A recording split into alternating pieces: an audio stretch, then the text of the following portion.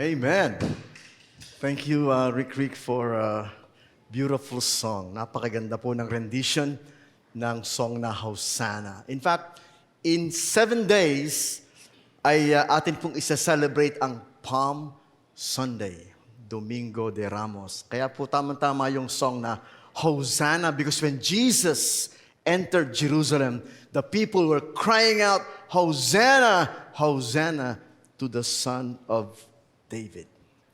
In 10 days, mga kapatid, ay maririnig po natin ang 7 last words sa pangunguna ni Aaron, Perry, Beth, Brother Pasuboy, si Romeo, saka si Predicador Armando Cruz. Ito pong may ex dito, balagay ko si Jonah ito, o si Chairman. Si Jonah kasi kasama namin sa amin pong homiletics hermeneutic class. Napakahalaga po ng ating lesson mamaya pagkatapos po ng service. Ang atin pong topic ay Steps on Sermon Preparation. So, titingnan po natin, Chairman, kung in 10 days ready na itong ating mga kapatid na mangangaral ng 7 last words. Ang atin pong topic this morning ay pinamagtan po nating Psalm of Blessed Assurance. Ito po'y napakagandang series, Life Lessons from the Book of Psalm. Napakaganda po niyang series na yan. So kung kayo po ay may mga banal na kasulatan, atin pong basahin ang Psalm 37 verses 23 to 28. Hayaan niyo pong basahin ko from the New Living Translation. This is the word of the Lord. The Lord directs the steps of the godly. He delights in every detail of their lives. Though they stumble, they will never fall, for the Lord holds them by the hand. Once I was young, and now I am old, yet I have never seen the godly abandoned or their children begging for bread. The godly always give generous loans to others, and their children are a blessing. Oh, turn from evil and do good, and you will live in the land forever. For the Lord loves justice, and He will never abandon the godly. He will keep them safe forever, but the children of the wicked will die. May the Lord bless the reading of His holy word. Please bow your head. Join me in a word of prayer. Salamat po, Panginoon, sa aming church here at Good Neighbor Christian Fellowship. The way you bless everyone spiritually, materially, and in every way. The way, oh God, you move in our hearts. We are so thankful that you are here, that you are alive here, that we can feel your presence here, and we can experience your mighty power in this place. So help us today as we study this psalm, and help us to gain all the lessons from this psalm and be blessed in Jesus' name. Amen and amen. Praise the Lord. Alam niyo po, ang book of Psalm is right in the middle of your Bible. So kung kayo po bubukas ng Bible, right in the middle, that is the book of Psalm. The book of Psalm is the longest book in the Bible. Do you know that? It has 150 chapters. Kaya konti lang po ang matatalakay namin ni Chairman. Out of 150, mga 8 or 9 lang ang aming matatalakay. But it's a wonderful thing na tayo po ay ma-excite magbasa ng Book of Psalm. The Book of Psalm, mga kapatid, has 2,461 verses. So if you compute all the verses, you have 2,461 verses in the book of Psalm. It has 43,743 words. And every word is inspired by God to bring encouragement and inspiration to us all. In fact, alam niyo po, ang book of Psalm ay collections of songs. Kaya po psalm, meaning sacred songs. Ito po'y collection ng mga songs and poems na ginagamit po nila para po sa worship. Okay? Kahit po si Jesus, kumakanta sila sa mga alagad. They sing a hymn before they go out. Ang sabi po sa Bible. In the Old Testament, pag sila pumupunta sa templo, they sing. Hindi po sila nag-aaral lamang ng Torah o nagbibigay lamang ng kanilang offering. They sing, they worship. At ito po ang kanilang ginagamit na guide. Ito po ang kanilang kino-quote in the presence of God. So every one of this psalm is a song. Meron nga po tayong ilang mga compilation sa papuri na yung po ay puro mga psalm na nilagyan ng music. Nilagyan ng music. In fact, marami po akong mga song dito na kaya kong kantahin. Book of Psalm. Kamukha po yung Psalm 119. The law of the Lord is perfect, converting the soul. Yon. Marami po yon. Nung ako po ay nasa Bible school, kinakanta namin yung mga book of Psalm with music. Napakaganda pong pakinggan. At yun po ang purpose ng Psalm. Para po gamitin sa worship, gawing songs sa worship in the first and second temple. Sapagkat ang mga sumulat po ng book of Psalm ay number 1, si David. 73 Psalms ay isinulat ni King David. Si King Solomon may sinulat din. In fact, si Moses ay may sinulat din. So kung inyo pong titingnan, from the time Moses wrote 1 Psalm or 2 Psalms, all the way pati po doon sa Babylonian captivity. Ito pong mga Psalm na ito meron dito ay isinulat during the Babylonian captivity. If you put them together, that's 1,000 years. So the book of Psalm is a collection of songs in the temple, in worship, collection for more than 1,000 years. Kaya po inspiring, napakahalaga nito pong book of Psalm. Ito po ang kanilang hymn book. Kung kayo po ipupunta sa ibang mga churches, meron silang mga hymn book. So ito po ang hymn book ng Israelites when they go to the temple. Ng mga alagad when they sing. In fact, alam niyo po ba na karamihan sa mga kino-quote na mga verses sa New Testament ay galing sa book of Psalm. Yung pong salita ni Jesus, Ama ko, bakit mo ako pinabayaan? That is a messianic psalm quoted by Jesus himself from the book of Psalm. The word of Jesus, it is finished. That is also a quotation from the book of Psalm. So Jesus himself recognized the power in the words of the book of Psalm. Kaya po, marami tayong matututunan sa book of Psalm.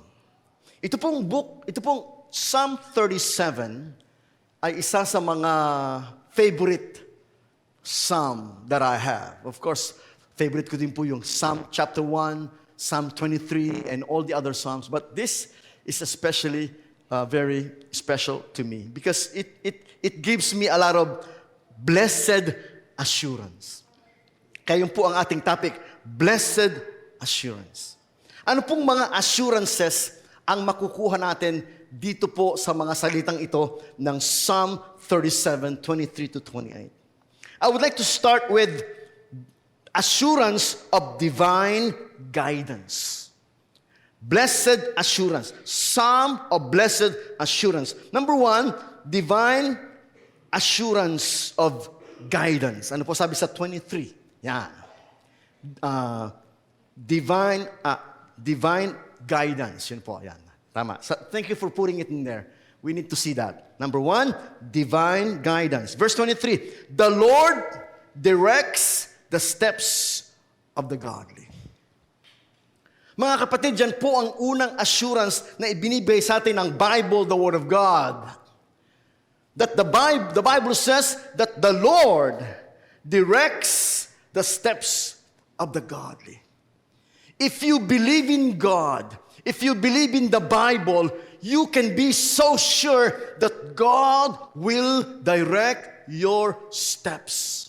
Ang sabi nga po sa Proverbs chapter 3 verses 5 to 7, trust in the Lord with all your heart. Lean not in your own understanding. In all your ways you acknowledge Him, and He shall direct your path.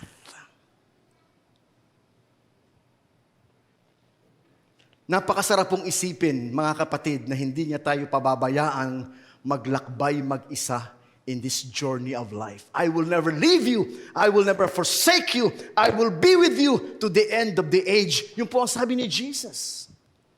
But you have to ask God. Sabi nga po sa book of James, if you lack wisdom, you ask God. You ask God to guide you. Pag meron kayong mga major decisions, kung ano po ba ang kukuhanin ninyo sa college. My daughter Zoe is with us this morning, and meron po silang graduation photo shoot next week, ma'am. So tinatanong siya ng kanyang advisor kasi meron silang tinatawag na creative dress. So meron silang toga and then creative dress. Creative dress is ipoproject mo kung ano ang gusto mong maging career in the future. So, kung gusto mong maging doktor, bibili tayo ng damit na parang doktor para si Mami. Oh, kung gusto mong maging ano ba gusto mo, Zoe? Kung anong gusto mong maging gusto mo bang maging nurse, dentist, engineer, what? Ang sabi ni Zoe, gusto kong maging ayaw niya. So, wag ko na lang sasabihin kung ano ang gusto niya. But, you see mga kapatid, you need to ask God, God, what do you want me to be? Those of you who are in grade 6, those of you who are in high school, you need to be asking God, God, direct my footsteps. Si Eliza Marie po ay nang siya'y mag-aral sa Ateneo, ang kanya pong kinuha ay double major ng communications and psychology. Kasi gusto niyang magdoktor. Yun ang kanyang gustong gawin. Gusto niyang magdoktor. But along the way, sabi niya, hindi ko pala kaya yung stress ng magdodoktor. Napakabigat po talaga ng preparation kung ikay magdodoktor. So nagkaroon po siya, ma'am, nag-shift siya ng course. Nag-shift siya ng course. In-encourage siya ng kanyang friends.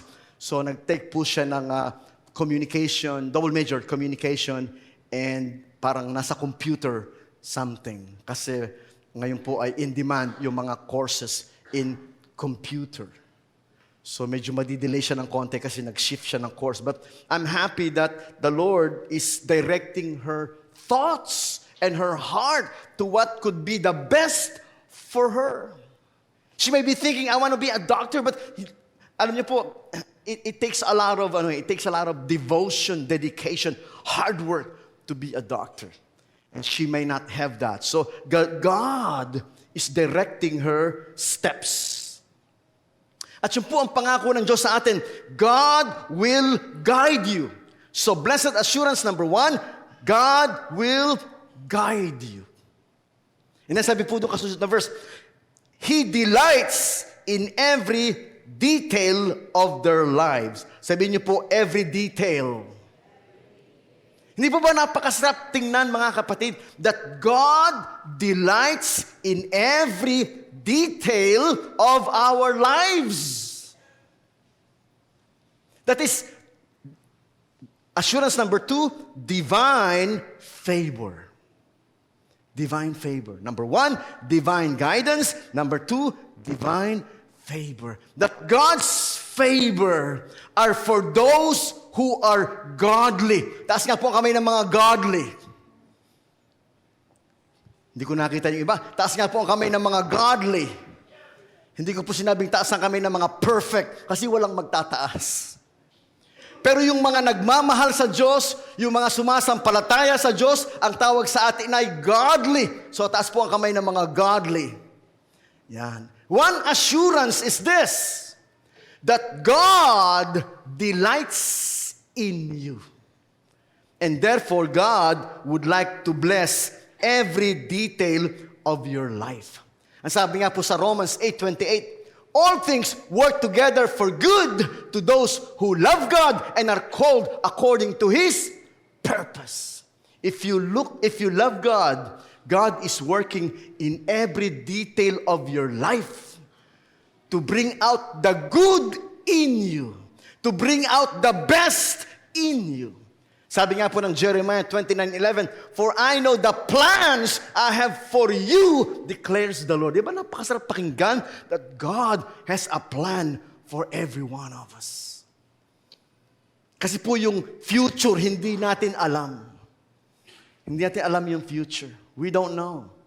Kaya po napakahalaga na tayo ay lalakad sa pananampalataya, na tayo ay lalakad sa salita ng Diyos, sapagkat pag ikay lumakad sa salita ng Diyos, you will receive divine guidance, you will receive divine favor.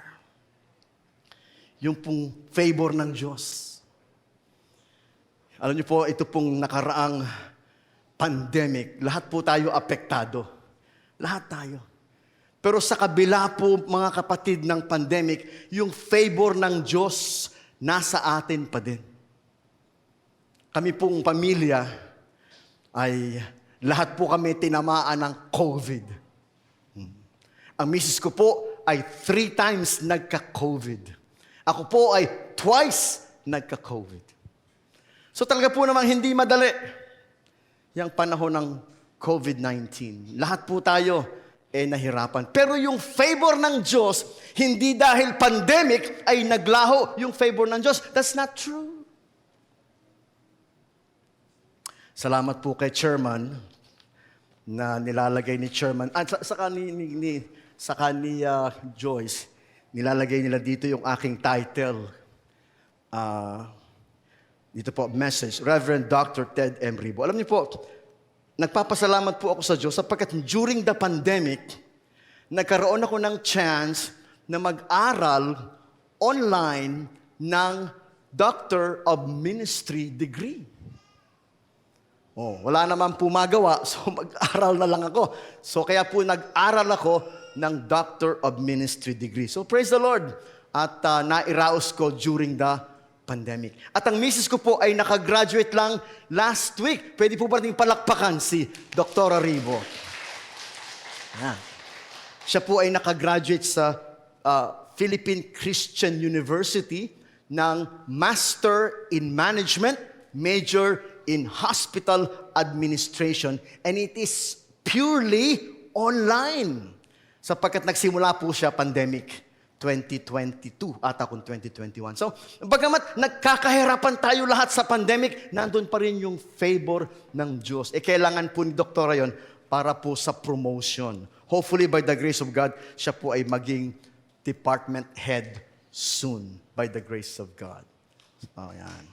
Salamat po. Kaya po, favor ng Diyos. Bagamat naghihirap tayo sa pandemic, bagamat talagang nahirapan tayo sa mga problema ng pandemic, pero nandun pa rin ang favor ng Diyos sa panahon ng pandemic. In fact, alam niyo po sa panahon ng pandemic, yung pong aming chairman, nandyan, nanonood siya palagi, kakausap ko ng Star Floor. Sabi ni Star Floor, ang galing talaga ni chairman. Yan, pamilya nila dyan, talagang number 1 fans po ni chairman yan. Kasi po syempre, yung mind level nila, kuhang-kuha ni chairman yung kanilang heart and mind. So, ang aming pong chairman of the board, Pastor Ray Garcia, siya rin po ang aming president, school president. Pero panahon po ng pandemic, tinamaan din po siya ng pandemic. He almost died because of that. Talaga po naman, na-confine siya sa San Lazaro ICU for more than 2 weeks. He almost died. And because of that, he decided to retire. So nung po siya nag-retire, ay nag-meeting po ang school board at ako po ang in-appoint na bagong school president. So, praise the Lord for the blessings. Panahon din po ng pandemic ay nagkakahirap ang mga tao. Meron po kaming isang contributor, major contributor sa school. Chairman, para siyang stockholder. Major contributor sa school noong panahon ng pandemic na nag-withdraw ng kanyang stocks o contribution So I bought her out. So ako po ang nag-bought out sa kanyang share. So ako po ay isa sa mga major contributor ng aming school. So praise the Lord. So biyaya ng Diyos. Sa panahon ng pandemic, ang mga anak ko po ay dating nag-aaral sa Canaan Christian School. Libre po ang mga anak ko doon. Mababait po kasi ang mga pastor eh. Kung dito ko nilipat siya kay Mrs. Santos, palagi ko libre din. So nandun po siya sa Canaan Christian School. Libre lang sila doon. Pero nagka-pandemic nga, ma'am. So nilipat ko lahat yan sa Cavite. Libre din naman sila doon. Praise the Lord. So biyaya ng Diyos. Favor, mga kapatid. Favor. Una, namumroblema si Kakosme doon sa anak niya. Kailan kaya ako magkakaapo? Praise the Lord, nandyan po si Mia. 5 months na siya. So hopefully, una, pangalawa, kambal. We don't know. Yan, ang biyaya ng Diyos. Kaya po, mga kapatid, favor of God. We can have assurance of the divine favor of God. And then, verse 24. Divine protection.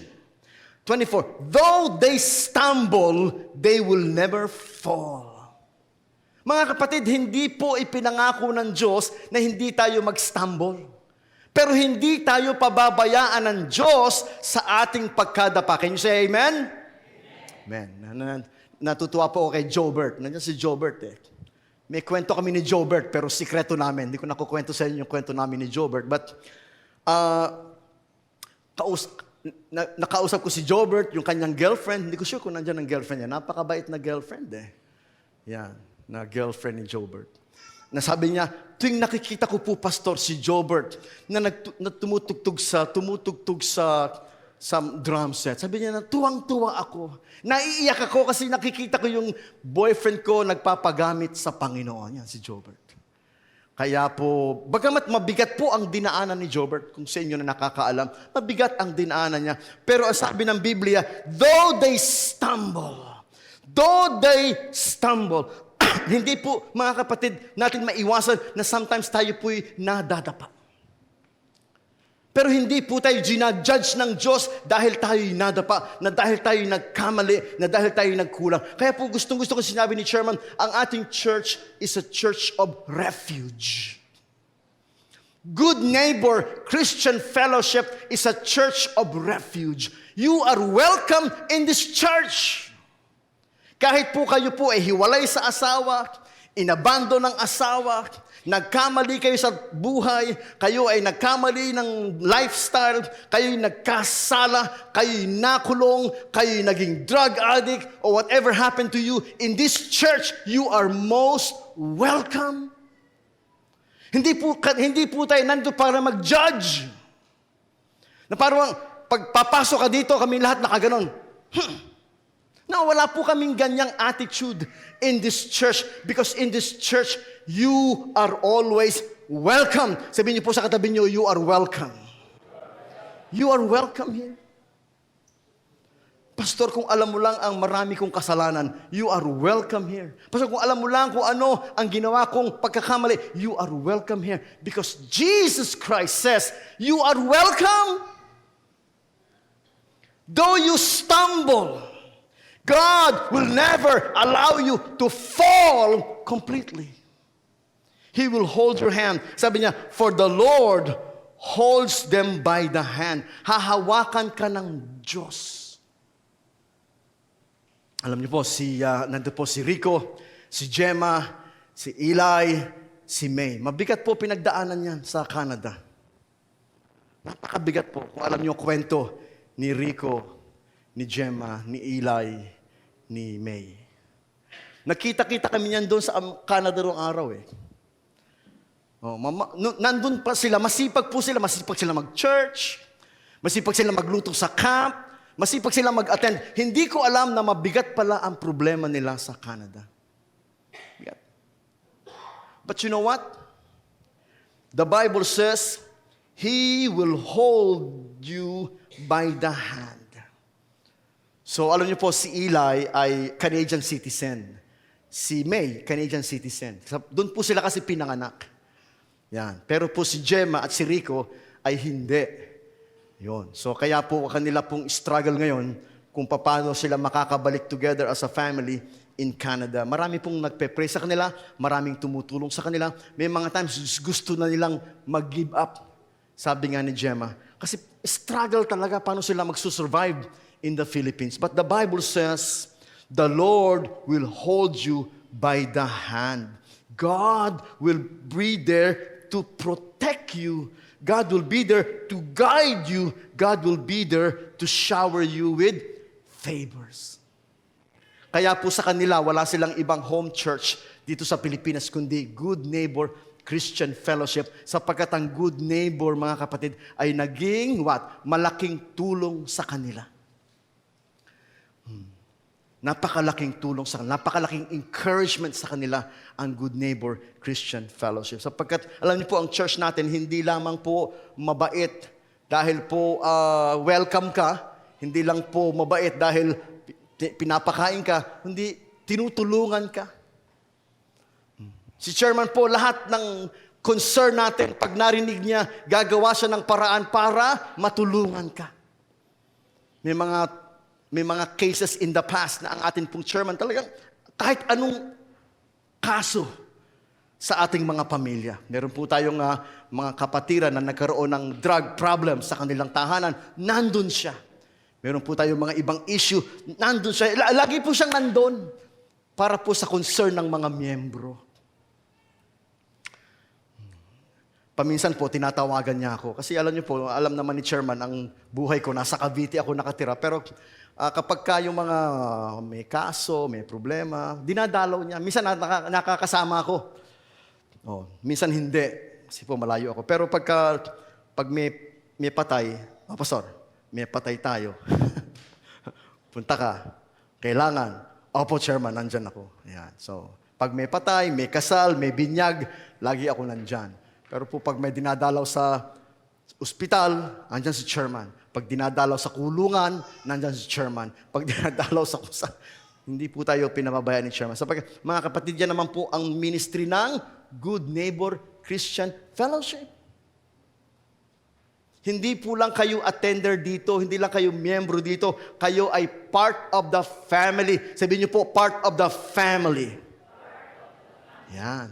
We are a family reunion church. Yun nga po ang tawag niya. Family, we're family here.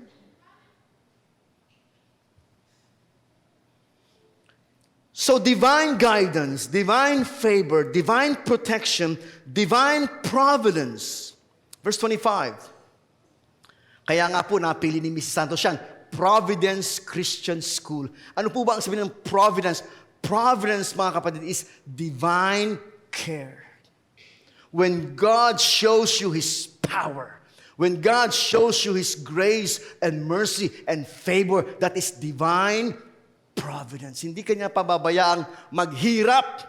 In fact, verse 25, once I was young and now I am old. Saksi po dyan si Sister Piling, si Sister Hirang, si Sister Jojo, si Sister Dory. No, ako po yung unang magpunta sa Good Neighbor Christian Fellowship, ang sasakyan ko po, motorsiklo. Motorsiklo. Doon sa garahe ni Ate Silang. Ilang taon lang po ako noon. Wala pa akong 25, baka ako'y 23 lang. Nung ako po'y nandun. Marami po akong buhok at maitim po ang aking buhok. Ngayon po, kalbo na ako eh. In fact, ma'am, nung makita ng anak ko na nakakalbo ako, umiiyak siya. Si Zoe, iyak nang iyak. Bakit ka umiiyak? Kasi daddy, ayoko ikaw kalbo. Ano magagawa ko kung ako'y kalbo? Kaya po ako, nagiinom ako ngayon ng mga vitamin B, baka sakaling tumubo pa. Ang hindi ko lang po magawa ngayon, yung magkulay ng buhok. Kasi po, ako nangangate? Nag-allergy ako, kaya po, hindi na ako nagkukulay ng buhok. Kaya po, ganyan na ang buhok ko. Wala na po tayong magawa. Take it or leave it. Yan na talaga yan. Pero sabi ni David, once I was young, and now I am old. Maitatago ko po ba yan now? Yet, I have never seen the godly forsaken or abandoned. Tanungin niyo si Ate Silang. At isilang, meron ka na bang nakitang maka-Diyos na pinabayaan? Oh, Sister Piling. Oh. Sorry po. Baka mamaya kausapin ako ni Ate Silang ka, ha? Oh, Ate Piling. Oh. Meron ka po bang nakitang matuwid na pinabayaan? O ang mga anak nila namamalimos ng tinapay? No. Tingnan niyo po yung mga katabi niyo kung mukhang nagugutom. Tingnan niyo nga. Oh. Definitely si Aaron hindi nagugutom. Oh. Hindi po tayo ginugutom ng Diyos. Sabi ni David, once I was young and now I am old, and yet I have never seen the godly abandoned or their children begging for bread. Kung nakakakita po kayo ng mga pulubi sa kalsada, maawa kayo sa kanila sapagkat hindi nila kilala ang Diyos. Sapagkat kung kilala nila ang Diyos, gagawa ng paraan ng Diyos na sila'y gumanda ang buhay. Amen? Gagawa ng paraan ng Diyos para gumanda ang kanilang buhay. Divine providence. Kaya sila naghihirap ay hindi nila kilala ang Diyos. Kaya kailangan nilang makilala ang Diyos. Kaya po maganda po yung atin pong outreach. Diyan sa may mga minibus. O station ng minibus. Mamimigay daw po tayo ng bottled water and cookies. O sasamahan natin, chairman, ng gospel tracts. Para pag inom nila at nagbasa sila, hindi lang na-bless ang kanilang physical, na-bless ang kanilang heart. Sapagkat ang kailangan ng mga pulubi ay hindi lang pagkain, kailangan nila ng Word of God. Sapagkat yon ang mag-aangat sa kanila sa kanilang kalagayan. Sapagkat ang sabi po ng Biblia, ako'y naging bata at ngayon matanda na, kailanman ay hindi ako nakakita ng matuwid na pinabayaan o ang kanilang mga anak ay namamalimos ng tinapay. No, God will not allow that. God will not allow that. Ng ating mga anak ay mamamalimos ng tinapay. That's God's faithfulness. From generation to generation, you are our God. In fact, sabi po ng Panginoon kay Jacob, I am the God of your father Abraham, the God of your father Jacob, the God Isaac, the God of your father Jacob. And I keep my covenant from generation to generation to generation. God will never let us down. So kung sila chairman, ang kanilang lelong ay pastor. Ang kanilang lelong ay pastor. Oh, ano po ang lelong niyo pangalan? Pablo, lelong Pablo, pastor. Oh, next generation. Next generation, next generation. From generation to generation to generation, you are a faithful God. Ang aking pong biyanan, ma'am, ay nag-celebrate kagabi ng 49 wedding anniversary. So, kinantahan namin ng happy anniversary. Meron po kaming piano doon. Nagagamit lang yung pag may birthday. Kasi yun lang kaya kong tugtugin. Happy birthday to you. Yun lang kaya kong tugtugin eh. Kagabi, yun din tunog. Pero iba naman, happy anniversary to you. Ayun. So, nagsalita po siya. Sabi ko, tawagan natin si Papa na magsalita. Kasi si Papa po ay anak ng pastor. Siya po ay anak ng United Methodist Church pastor. Si Doktora po ay apo ng pastor. Ayan. At ang asawa ng pastor. Kaya po dapat mababait sana ang mga anak ko eh. Ayan. Si Zoe mabait. Si Liam minsan. Babait din yan, Chairman. In God's time, babait din yan. Minsan yung mga ganyang bata ang tinatawag magpastor eh. Yan. Oh, di ba ma'am, sabi niyo, number one enemy niyo si Aaron, yan ang magpapastor. Yung mga number one enemy, yan ang magpapastor. Yan. Yan. Ang sabi diyan, once I was young and now I am old, yet I have never seen the godly abandoned or their children begging for bread. Verse 26, last verse. The godly always give generous loans. So, divine blessings. Joyce. So, meron po tayong Blessed assurance. Anim na blessed assurance.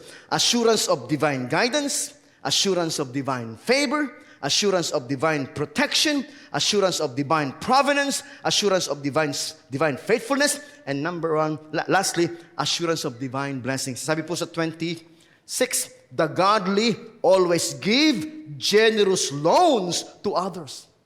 Pag po tayo godly, tayo ang magpapahiram, hindi tayo ang mangungutang. Hindi tayo mababaon sa utang. Sapagkat ang Diyos ang magpapala sa iyo na ikaw ay giver. Sapagkat sabi nga, it's blessed to give than to receive. You will be the giver. You will be the head, not the tail. Yung po sabi, you will be the head, not the tail. Kaya po natutuwa ako pag ang ating mga miyembro pinagpapala. Natutuwa talaga ako. Natutuwa ako pag meron kayo trabaho, meron kayo bagong sasakyan. Natutuwa ako makita na, praise the Lord, ang dami ng mga sasakyan sa Good Neighbor Christian Fellowship. Ang dami ng metro. Kita niyo ba yung sasakyan ni Mia kanina? Pagparada niya, sabi ko, ang laki-laki nun na. Pagbaba niya, si Mia pala yun. Nagdadrive na si Mia eh. Siyempre, tinuruan ni Xavier, siyempre. Yan. Pero next time, Xavier, wala ka nang gagawin natin mag-alaga ng bata. Yun ang gagawin mo next time. Si Mia na magdadrive. Lahat kaya ng anak ko, ako nag-alaga. Alam mo yun? Mahirap pala doktora ang asawa, ikaw ang nagiging tagapag-alaga ng anak. Ang sabi dyan, 26, the godly always give generous loans and what? And their children are a blessing.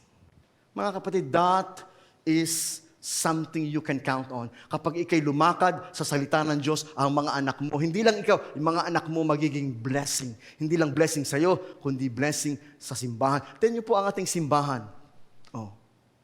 Diba? Si Chairman, blessing sa ating lahat. Si Mrs. Santos, blessing sa ating lahat. Pero hindi lang po yung mga anak nila, hindi lang po sila, pati mga anak. In fact, alam niyo po, dito sa ating school, ating church, yung mga top na nagtatights, mga anak ni Chairman.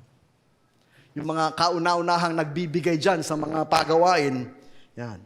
Pero natutuwa naman po ako, nagbigay sa ating Korean blind, si Niles, si Adet. Alam niyo po si Adet, talagang kaya lalong pinagpapala ng Diyos to eh. Yan, kasi silang dalawa ni Niles. Very generous sila. Si Ate Piling naman po talaga namang ever since. Yan. At si Ate Hirang. Kaya po, kita nyo, Ate Hirang, Sir Piling, mga senior na po yan, mga senior, super senior. Pero sumasagot pa din, di ba? Sumasagot pa din. Si Ate Hirang sumasagot. Sana si Joseph sasagot din. Pag sumagot si Lola, sabi ni Lola, 5,000 ako. Dapat sagot mo, 6,000 ako. Ano ba tawag doon? Bidding, parang bidding. Sinabi ni Sister Piling, 4,000. Sabi ni Ate Hirang, 5,000. Sabi ni Joseph, 6. Diba? Hindi ka dapat magpapatalo kay Ate Hirang, Joseph, ha? Hindi talaga dapat. Pag nagbigay si Ate Hirang, dapat magbibigay ka din. Nakakaya kaya kay Lola. Pag nagbigay si Ate Piling, dapat si Jonah bibigay din. Sino pa? Saka si Pauline, alam namang, di ba? The children will be what? Blessings. Hindi lang tatay, lolo, pati anak, blessings. And they're always blessings. Yun po, divine blessings. Yan. So, kaya po ito pong napakagandang assurance nito na galing po sa Book of Psalm. Amen. Praise the Lord. Tayo pong lahat ay manalangin. Salamat po aming Diyos sa napakaraming blessings mo sa amin. Salamat po sa mga lessons na aming nakukuha sa Book of Psalm. Kung paanong ikaw ay Diyos na kailanman ay hindi magkukulang sa iyong mga anak na lumalakad ayon sa iyong mga salita. Pagpalain po si Chairman and myself as we continue to bring lessons from the Book of Psalm. Pagpalain mo po yung aming po mga kapatid, mga predikador na mga ngaral ng 7 last words, Panginoon, na sila po ay iyong gamitin, pagpalain, anoint them with the power of your Holy Spirit so they may have not only the confidence and the joy to share the Word of God, but the power to share the Word of God. We give you the highest glory and honor and praise in Jesus' name. Everybody say, amen, amen. God bless you all.